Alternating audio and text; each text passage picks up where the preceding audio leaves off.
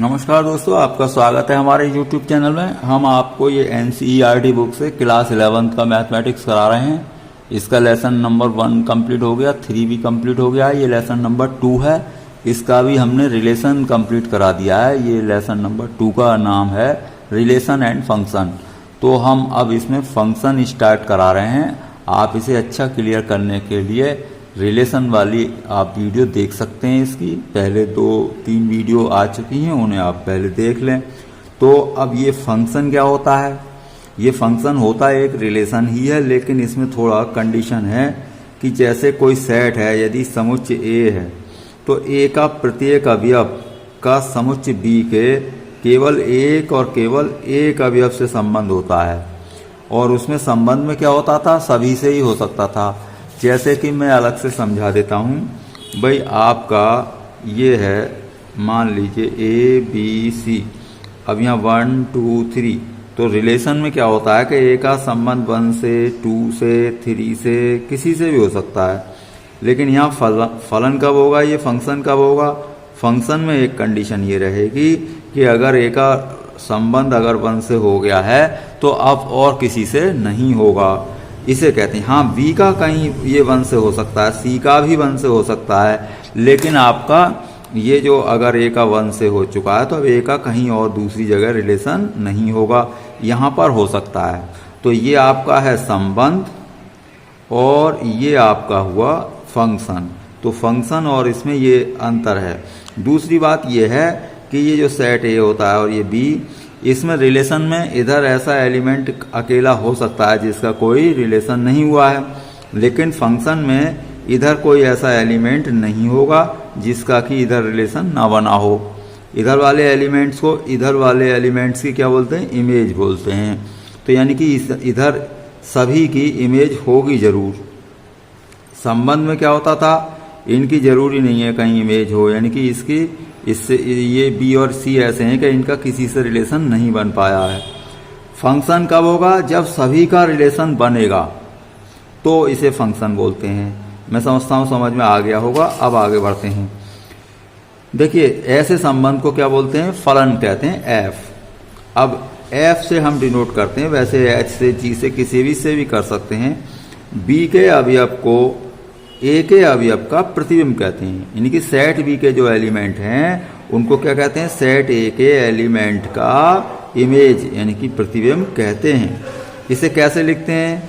F such that, F ये 2 बिंदी बनाए, such that A to B लिखते हैं हम।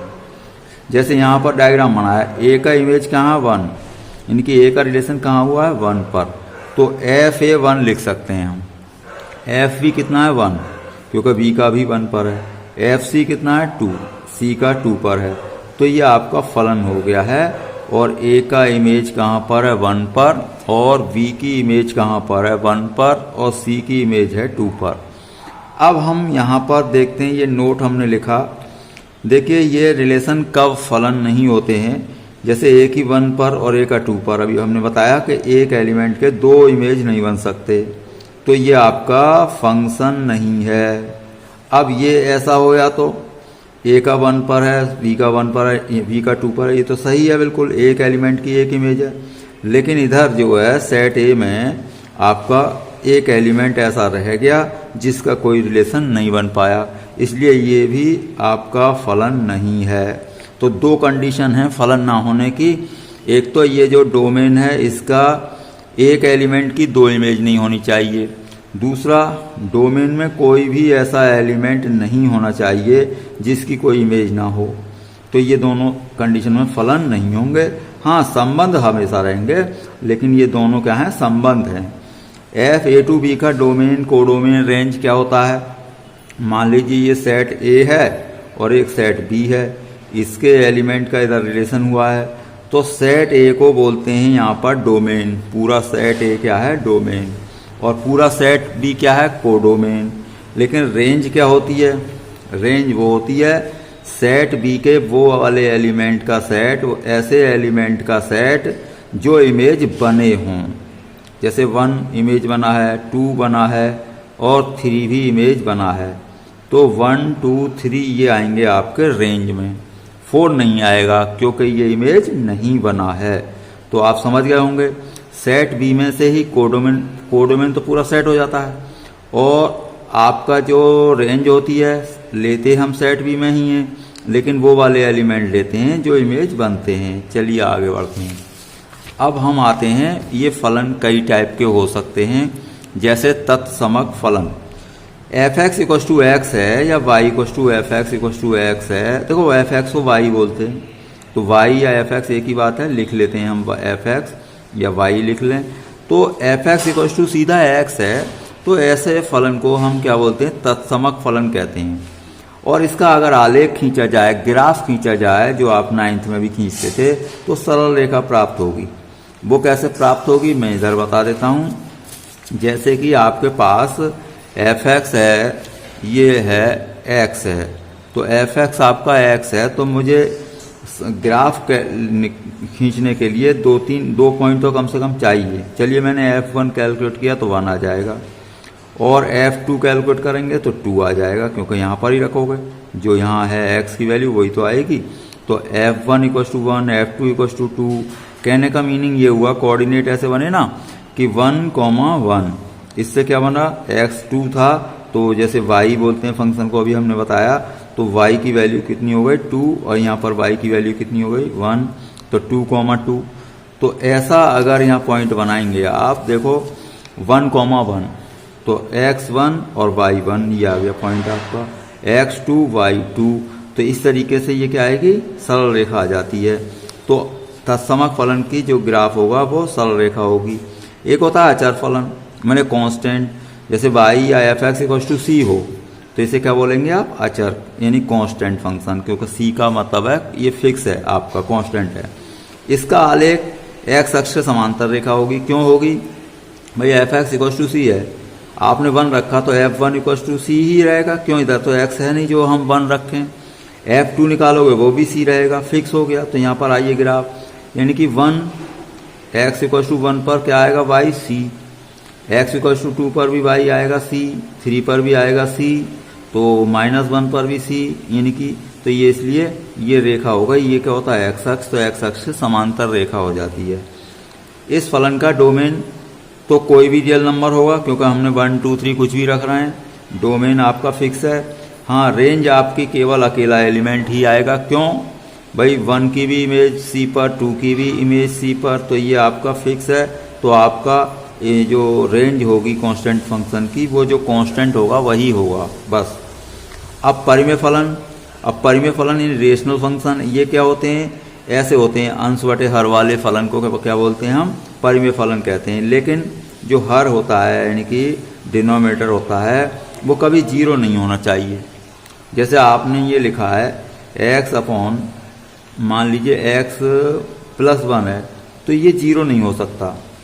ये अगर 0 होगा तो देखो x की वैल्यू -1, तो अगर ये 0 होगा तो अपॉन में 0 रखोगे तो इनफाइनाइट हो जाएगा। तो इन्फिनिटी क्या होती है, नॉट डिफाइन होती है। तो कभी भी याद रखो, कहीं भी जो अंश बटे हर वाला कोई भी फंक्शन हो, तो उसके अपॉन वाली राशि 0 नहीं हो सकती है। तो 0 नहीं होने का मतलब है, देखो यहाँ पर x इक्वल टू -1 नहीं हो सकता।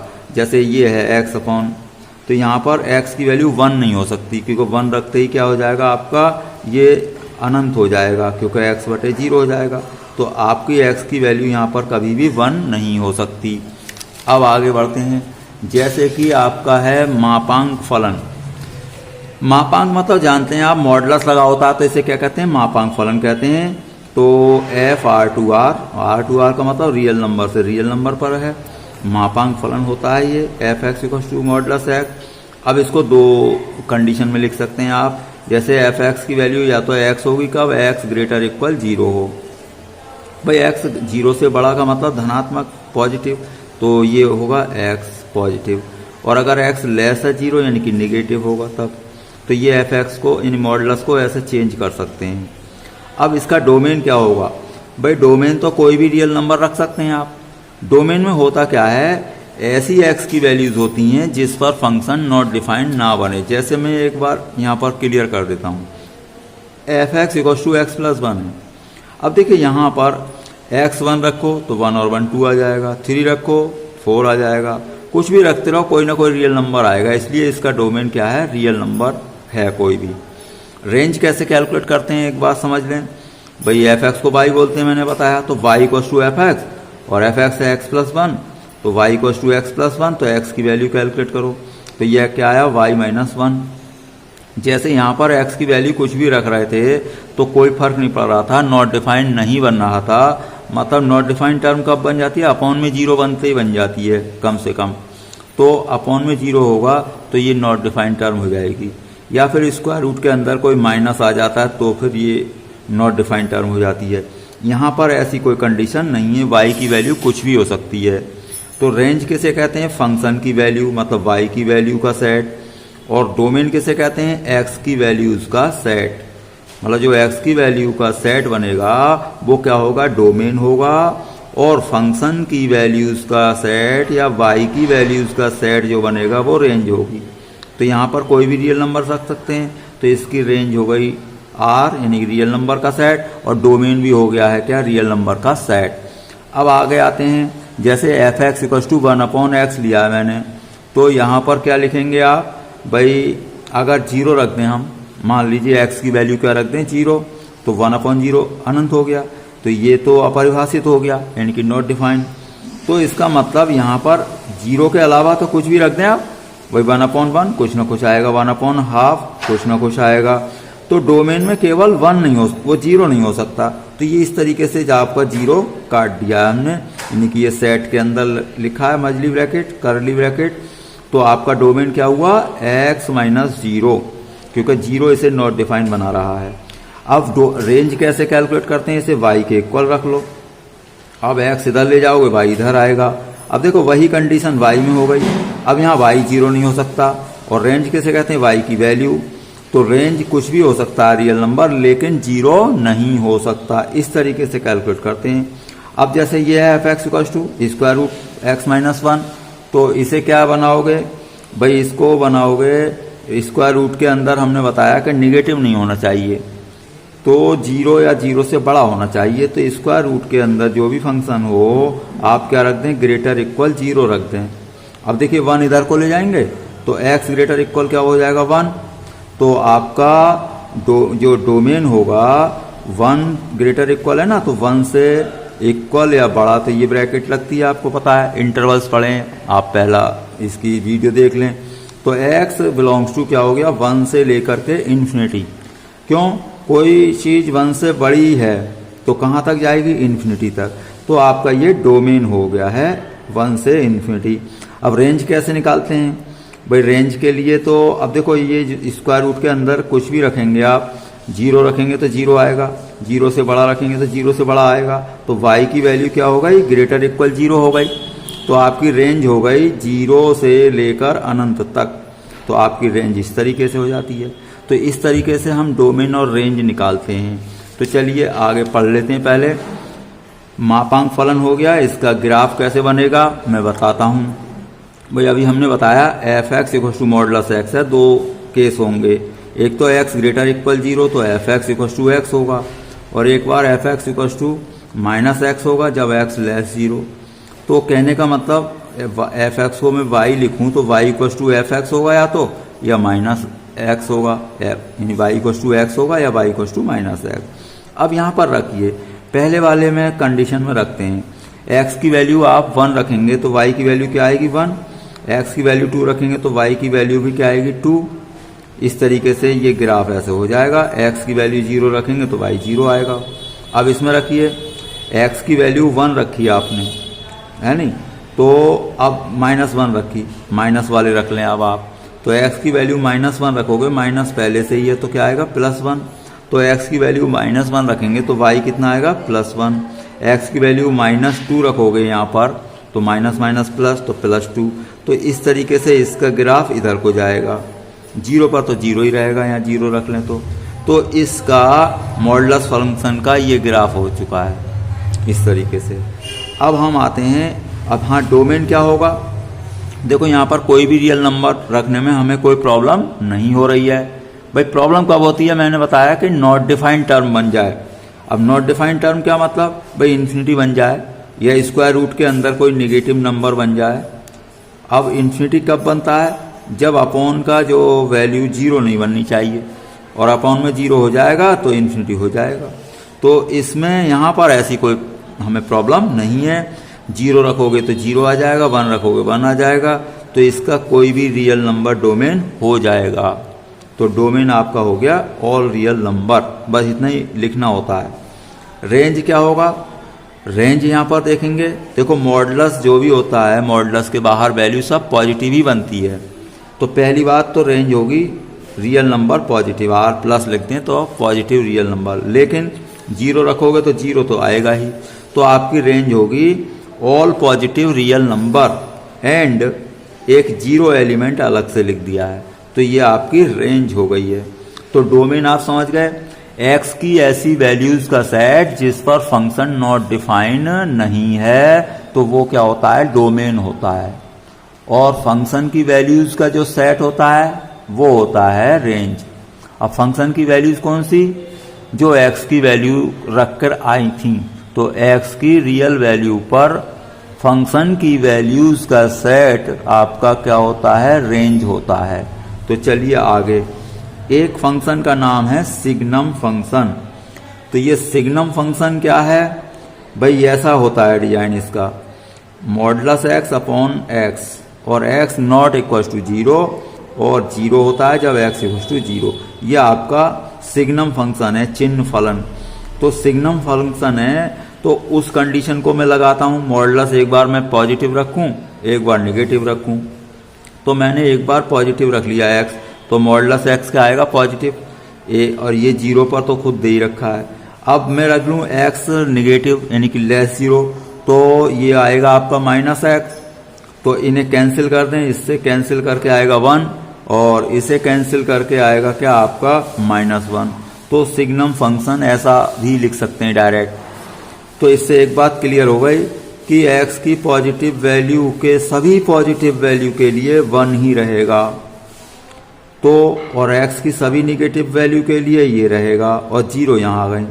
तो देखिए x की तो हमने सभी वैल्यू इस्तेमाल कर ली, पॉजिटिव भी कर ली, निगेटिव भी कर ली और इक्वल 0 भी कर लिया। तो इसका जो डोमेन होगा, डोमेन तो आपका क्या हो गया? ऑल रियल नंबर हो चुका है। आपका डोमेन क्या हो गया? ऑल रियल नंबर, क्योंकि यहाँ पर हम कुछ भी रख लें 0 को छोड़ करके, तो 0 को छोड़कर कुछ भी रख लें तो आपका क्या हो जाएगा? डोमेन हो गया रियल नंबर। 0 तो उसने खुद दिया है, हमें उससे कोई प्रॉब्लम नहीं है।